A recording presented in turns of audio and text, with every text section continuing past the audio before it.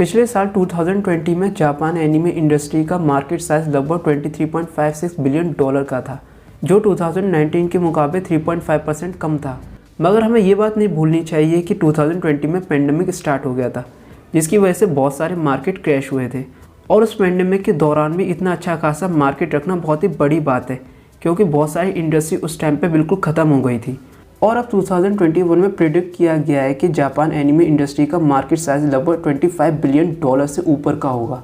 तो यह इन बातों से एक चीज़ क्लियर हो जाती है कि जो जापान एनिमे इंडस्ट्री है वो आने वाले सालों में बहुत ज़्यादा पैसा छापने वाली है।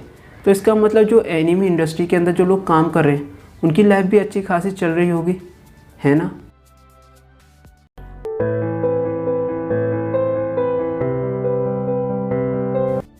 मगर ऐसा नहीं है। तो दोस्तों, स्वागत है आप सभी का पहले एपिसोड में dark side of anime industry.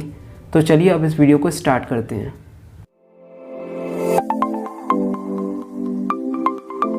तो यार सबसे पहले बात कर लेते हैं जो एम्प्लॉय एनिमे इंडस्ट्री के अंदर काम कर रहे हैं वो कितने पैसे कमा लेते हैं या फिर उनकी इनकम कितनी होती है। तो यार जो लोग अपने 20s में होते हैं या बहुत ज़्यादा यंग होते हैं वो जापान के अंदर लगभग 1.1 मिलियन येन, मतलब कि लगभग $10,000 कमा लेते हैं एक साल के अंदर। और जो लोग इनसे थोड़े बड़े होते हैं, मतलब अपने 30s में होते हैं, वो लोग लगभग 2.1 मिलियन येन, मतलब कि लगभग $19,000 कमा लेते हैं एक साल के अंदर। और अब बात करें जो लोग एक्सपर्ट होते हैं, मतलब जो एनिमेशन आर्टिस्ट एक्सपर्ट होते हैं जो अपने 40s या 50s में होते हैं, वो लोग लगभग 3.5 मिलियन येन कमा लेते हैं, मतलब कि लगभग $31,000 एक साल के अंदर। और सुनने में शायद तुम्हें ये पैसे अच्छे खासे लग रहे होंगे कि यार एक बंदा जो अपने 20s में है वो भी लगभग $10,000 कमा रहा है, तो यार अच्छा खासा पैसा मिलता है एनिमेशन आर्टिस्ट को भी। मगर ऐसा नहीं है, क्योंकि यार जापान का जो पॉवर्टी लाइन है वो लाई करता है 2.2 मिलियन येन में। मतलब अगर इससे कम कोई कमाता है तो वो गरीबी रेखा के नीचे है, मतलब कि वो गरीब है। और इस बात को तुम ऐसे समझ सकते हो, जो इंडिया है उसका स्टैंडर्ड ऑफ लिविंग बहुत ज़्यादा चीप है, मतलब कि यहाँ चीज़ें तुम्हें इजीली अवेलेबल हो जाएंगी। जैसे अगर तुम्हें दूध चाहिए तुम इजीली खरीद सकते हो, या फिर फ्रूट्स चाहिए वो भी इजीली खरीद सकते हो। मतलब हाँ, यहाँ चीज़ें इजीली मिल जाएंगी। मगर जापान के अंदर ऐसा नहीं है। जापान एक high standard of living country में आता है, मतलब जहाँ चीज़ें बहुत ज़्यादा महंगी हैं, मतलब अफोर्डेबल प्राइस वहाँ बहुत ज़्यादा महंगा है किसी भी चीज़ का। मतलब अगर तुम यार फ्रूट्स भी खरीद रहे हो ना तो उनका प्राइस बहुत ज़्यादा होगा, तो यार तुम ईजिली उन्हें अफोर्ड नहीं कर सकते जब तक कि तुम एक अच्छी खासी जॉब नहीं कर लेते या फिर एक अच्छा खासा अमाउंट कमाना शुरू नहीं कर देते। तो आई होप अब तुम्हें थोड़ी बहुत बातें समझ में आ रही होंगी। और यार यही प्रॉब्लम नहीं है, और भी बहुत सारी प्रॉब्लम है। जैसे कि जो एक एनिमेशन आर्टिस्ट है, तुम अंदाज़ा लगा सकते हो उसे एक पेज बनाने के लिए कितने पैसे मिलते होंगे। उसे मिलते हैं बस $2। और उसमें सुनने में $2 बहुत ज़्यादा लग रहे होंगे, यार $2 मिल रहे हैं वो भी एक पेज बनाने में। मगर ये मत भूलिए जो एनिमेशन आर्टिस्ट है जापान के अंदर, उसको एक मांगा का पेज बनाने में बहुत ज़्यादा एफर्ट करना पड़ता है, क्योंकि एक मांगा का पेज बनाने में ही लगभग 3 घंटे लग जाते हैं। मतलब समझ रहे हो कितनी ज़्यादा स्किल्स की ज़रूरत पड़ती है, कितनी ज़्यादा पेशेंस की ज़रूरत पड़ती है एक मांगा के पेज को बनाने में। और तुम्हें इतनी मेहनत के बाद भी $2 ही मिल रहे हैं, तो तुम वो चीज़ क्यों ही करना चाहोगे। और ऐसा ही कुछ होता है जापानीज़ एनिमेशन आर्टिस्ट के साथ। बहुत सारे जापानीज़ एनिमेशन आर्टिस्ट अपना प्रोफेशन चेंज कर लेते हैं, मतलब फ्रीलांसिंग या फिर किसी और प्रोफेशन में चले जाते हैं, क्योंकि जो एनिमेशन आर्टिस्ट वाला वर्क कर रहे हैं उनसे उनकी नीड पूरी नहीं हो पा रही, वो अपना घर नहीं चला पा रहे। और तुम लोगों ने एक जापानीज़ एनिमेशन मूवी के बारे में तो सुना ही होगा, योर नेम, जो एक बहुत ही ज़्यादा पॉपुलर मूवी रही है जापान की, और जापान की सबसे ज़्यादा कमाई करने वाली मूवी भी रही है। और इसकी कमाई थी लगभग $380 मिलियन। तुम अंदाज़ा लगा सकते हो ये मूवी इतनी ज़्यादा सक्सेसफुल हुई है, तो उसका सबसे बड़ा रीज़न ये भी होगा जो इसकी एनिमेशन क्वालिटी है वो भी टॉप नॉच रही होगी। जी हाँ दोस्तों, ऐसा ही है। जो इसकी एनिमेशन क्वालिटी है वो बहुत ज़्यादा कमाल की थी। वो इतनी कमाल की थी जो खाना था वो भी हमें क्लियरली विजिबल हो रहा था कि खाना क्या है। मतलब कि तुम इतना कमाल का एनिमेशन कर रहे हो कि तुम्हें खाना तक क्लियरली दिखाई दे रहा है कि खाने में क्या क्या चीज़ें हैं। तो यह जो इनके एनिमेशन आर्टिस्ट हैं उन्होंने कितनी ज़्यादा मेहनत करी होगी। मगर क्या इतनी मेहनत के लिए उन्हें एक अच्छा खासा अमाउंट पे करा गया। मगर एनिमेशन आर्टिस्ट के साथ ऐसा क्यों है, क्योंकि मूवी ने तो अच्छी खासी कमाई करी है। तो दोस्तों ऐसा इसलिए होता है क्योंकि मूवी की ज़्यादातर कमाई 3 लोगों में बट जाती है। सबसे पहले स्टूडियो, दूसरा जो बंदा जिसने इस मूवी को बनाया हो, मतलब कि जिसने इसको लिखा हो या फिर इसको डायरेक्ट किया हो, और तीसरा बंदा होता है हमारा इन्वेस्टर, जिसने इस मूवी में इन्वेस्ट किया हो अपना पैसा। तो इन तीनों लोगों में ज़्यादातर कमाई बढ़ जाती है, मतलब जो भी प्रॉफिट होता है। और उसके बाद जो भी थोड़ा बहुत प्रॉफिट बचता है वो हमारे एनिमेशन क्रिएटर्स के पास जाता है, मतलब जिन्होंने इस मूवी को एनिमेट किया हो, मतलब जिन लोगों ने इस मूवी का एनिमेशन बनाया हो।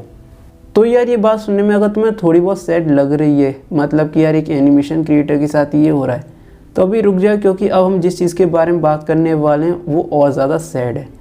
क्योंकि अब हम बात करने वाले हैं स्लेव लेबर के बारे में। तो यार स्लेव लेबर समझाने से पहले मैं तुम्हें थोड़ा बहुत जापान का वर्किंग कल्चर समझा देता हूँ, मतलब कि जापान में काम कैसे किया जाता है। जापान के वर्किंग कल्चर में ओवर टाइम को एक बहुत ही ज़्यादा अच्छी चीज़ की तरह देखा जाता है। मतलब कि अगर कोई बंदा या बंदी ओवर टाइम कर रहे हैं, इसका मतलब वो कंपनी के प्रति लॉयल है और वो एम्प्लॉय चाहते हैं कि जो कंपनी है वो ग्रो करे। इसी वर्किंग कल्चर की वजह से जापान के अंदर जो लोग काम करते हैं वो लोग आम लोगों से ज़्यादा काम करते हैं और ओवर टाइम तो उन लोगों के लिए आम बात है। और इसी कल्चर का नेगेटिव इफ़ेक्ट एक एनिमेशन आर्टिस्ट को भी भुगतना पड़ता है। मतलब कि जो एनिमेशन बनाता है उसे हर महीने लगभग 400 घंटे काम करना पड़ता है। और इतना काम करने की वजह से वो कभी कभी अपनी डेस्क पे ही सो जाते हैं, या फिर वो जो अपने काम होते हैं, मतलब कि फ्रेश होना या ये चीज़ें वो लोग भूल ही जाते हैं करना। मतलब उनकी लाइफ बहुत ज़्यादा बिजी हो जाती है, बहुत ज़्यादा डिस्टॉर्टेड हो जाती है। और इससे बुरी बात ये भी होती है कि कभी कभी उन्हें 37 वीक्स तक लगातार काम करना पड़ता है, मतलब कि बिना छुट्टी के, मतलब कोई संडे नहीं, कुछ नहीं, तुम्हें लगातार काम करना पड़ेगा। जो एक बहुत ही ज़्यादा बुरी बात है यार, क्योंकि तुम एक बंदे को एक लेबर की तरह समझ रहे हो। मतलब कि वो एक मशीन है जो काम करता रहेगा, उसके अंदर कोई फीलिंग्स नहीं है, उसे रेस्ट नहीं चाहिए। वो बंदा तुम्हारा एक औजार है जिसका तुम इस्तेमाल कर रहे हो।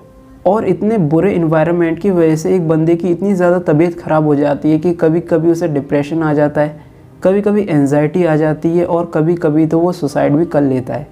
जो एक केस आया था हमारे सामने, जब एक बंदे ने सुसाइड कर ली थी क्योंकि उसके पास जो काम का प्रेशर था वो उससे हैंडल नहीं हुआ और वो गिव अप कर गया।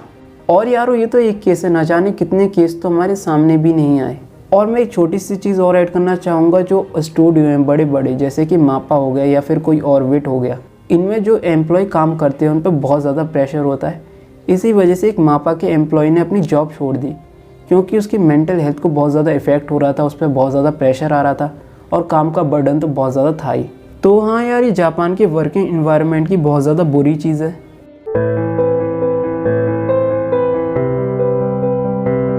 तुमने चाइल्ड लेबर सुना है? हाँ सुना ही होगा, इंडिया में रहते हो।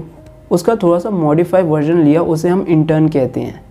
तो यार जापान में इंटर्न को बहुत ज़्यादा यूज़ किया जाता है एनिमेशन इंडस्ट्री में, क्योंकि जो इंटर्न होते हैं उन्हें बहुत ज़्यादा कम पैसे देने पड़ते हैं एनिमेशन के लिए, और वो लोग ठीक ठाक एनिमेशन कर देते हैं। वहीं एक्सपर्ट को थोड़े ज़्यादा पैसे देने पड़ते हैं, तो इसलिए स्टूडियो हमेशा इंटर्न्स का ज़्यादा इस्तेमाल करती है और उन्हें काम दे देती है। तो इस वजह से इंटर्न्स को भी सफ़र करना पड़ता है, क्योंकि वो काम ले लेते हैं थोड़ा बहुत पैसे कमाने के लिए, मगर वो काम कोई मजाक नहीं होता, वो बहुत ज़्यादा प्रोफेशनल वाला काम होता है जिसकी उन्हें सही से प्रैक्टिस की नहीं होती है।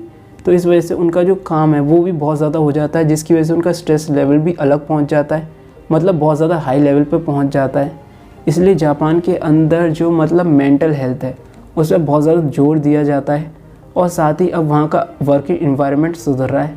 मगर मैं ऐसा एनीमे के लिए नहीं बोल सकता, क्योंकि जो एनिमेटर हैं वो हाई सैलरी की डिमांड कर रहे हैं, मगर सेम टाइम पे जो रेवेन्यू है वो 40% कम हुआ है पिछले 10 सालों में एनिमे इंडस्ट्री के स्टूडियोज़ का।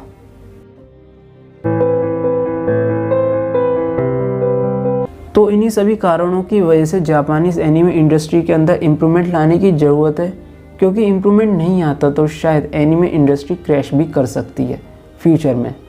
मगर उम्मीद करते हैं कि ऐसा कभी ना हो और एनिमे इंडस्ट्री अपने आप को इम्प्रूव करे, अपने आप को बेहतर करे और हमारे लिए और भी अच्छे अच्छे एनिमे लाती रहे। तो हाँ यार, इस वीडियो में बस इतना ही था। अगर तुम्हें ये वीडियो पसंद आई हो तो इस वीडियो को लाइक कर दो, चैनल को सब्सक्राइब कर दो और बताओ तुम्हें ये कंटेंट कैसा लगा।